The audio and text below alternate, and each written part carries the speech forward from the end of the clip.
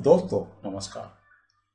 केंद्र सरकार में एक राज्य मंत्री, राज्य सरकार में विधानसभा अध्यक्ष और एक काबीना मंत्री और राज्य मंत्री के समकक्ष दो नेताओं का अजमेर से होने से जाहिर तौर पर यहाँ की उम्मीदें बहुत जाग गई हैं। इसके अतिरिक्त निगम महापौर व जिला प्रमुख भी भाजपा से हैं। अब लग रहा है कि यहाँ की समस्याओं का संपूर्ण समाधान हो जाएगा।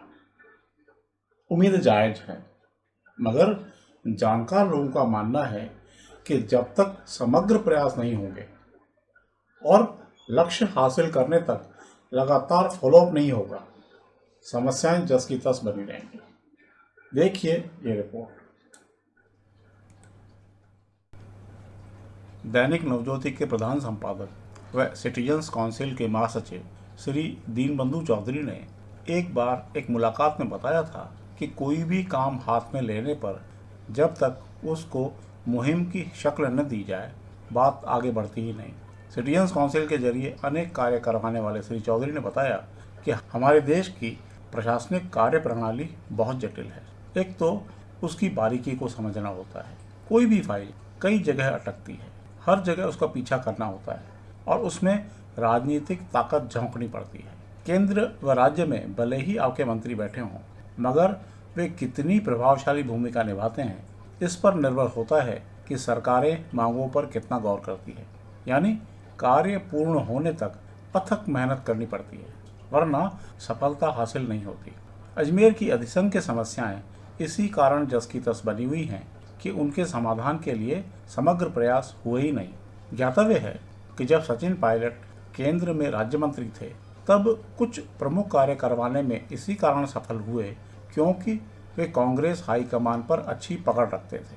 इसके विपरीत स्वर्गीय श्री सांवरलाल जाट अपेक्षाकृत कम प्रभावशाली होने व अस्वस्थता के कारण वह सब कुछ अजमेर को नहीं दे पाए जो देना चाहते थे। आपको ख्याल में होगा कि 5 बार सांसद रहे स्वर्गीय श्री राजा सिंह रावत बहुत सक्रिय थे, जमीन पर और संसद में भी, मगर एक बार भी मंत्री नहीं बन पाने के कारण उम्मीदों पर खरे नहीं उतर पाए। मौजूदा राज्य मंत्री श्री भागीरथ चौधरी अनुभवी व जमीन से जुड़े नेता हैं, अच्छे खासे वोटों से जीते हैं, जातीय समीकरण के तहत मजबूत स्थिति में हैं। वे अगर अजमेर को कुछ देना चाहते हैं तो उन्हें शिद्दत की हद तक जाना होगा। इसी प्रकार राज्य में विधानसभा अध्यक्ष वासुदेव देवनानी प्रभावशाली पद पर हैं। सुखद है कि वे कुछ करने को आतुर हैं और निरंतर मॉनिटरिंग कर रहे हैं, मगर सरकार से बड़े प्रोजेक्ट्स के लिए बजट आवंटित करवा पाने पर ही सफल हो पाएंगे।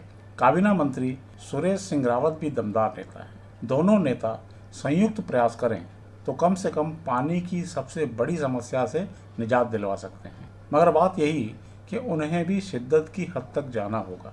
होना यह चाहिए कि भाजपा के मंच पर सभी प्रभावशाली जनप्रतिनिधियों की बैठक और अजमेर के विकास पर एक राय कायम हो। उसके बाद केंद्र व राज्य सरकार से अपेक्षित बजट आवंटित करवाया जाए। ऐसा करने पर जनता के बीच भी संदेश जाएगा कि अजमेर में ट्रिपल इंजन की सरकार वाकई लाभदायक है।